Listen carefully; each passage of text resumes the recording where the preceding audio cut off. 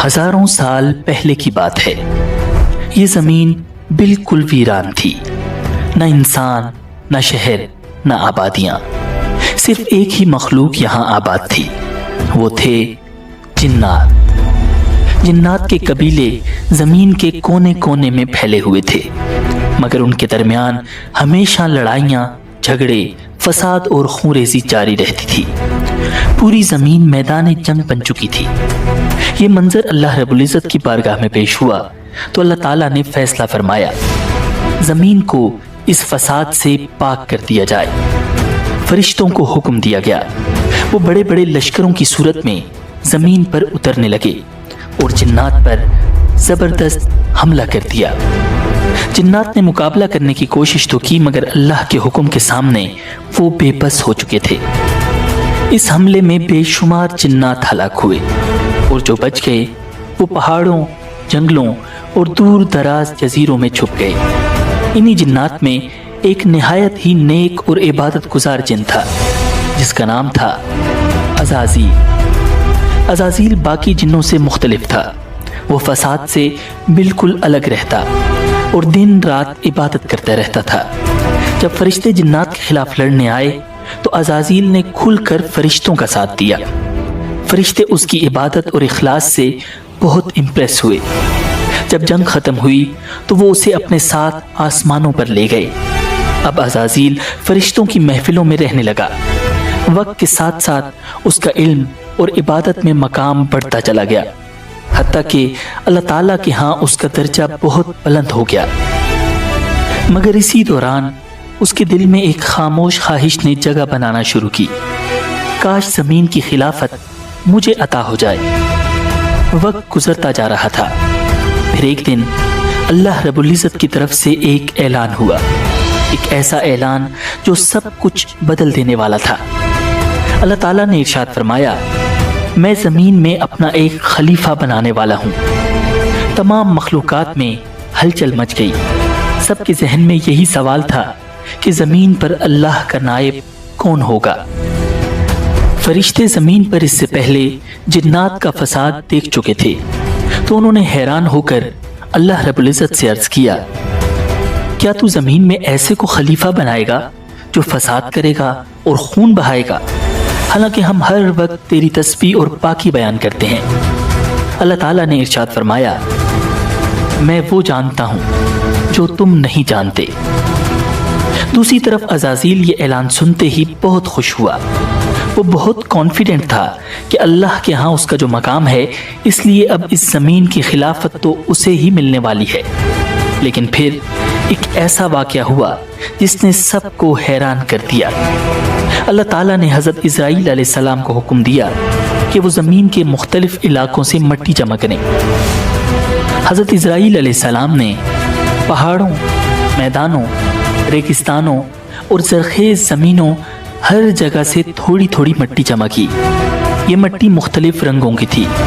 किसी जगह की मिट्टी नरम थी और किसी की सख्त। इस मिट्टी से अब अल्लाह ताला ने एक नई मखलूक तख्लीक फरमाना शुरू की, इंसान।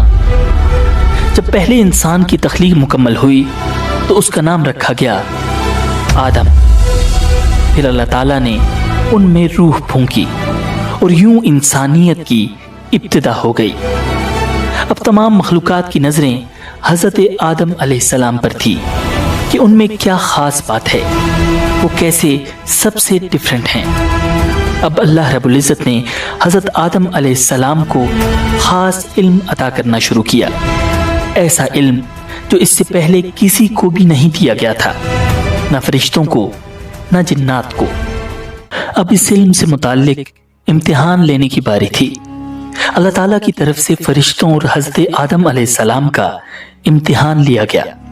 फरिश्ते किसी सवाल का जवाब न दे सके, जबकि हज़रत आदम अलैहिस्सलाम ने तमाम सवालों के ठीक ठीक जवाब दे दिए।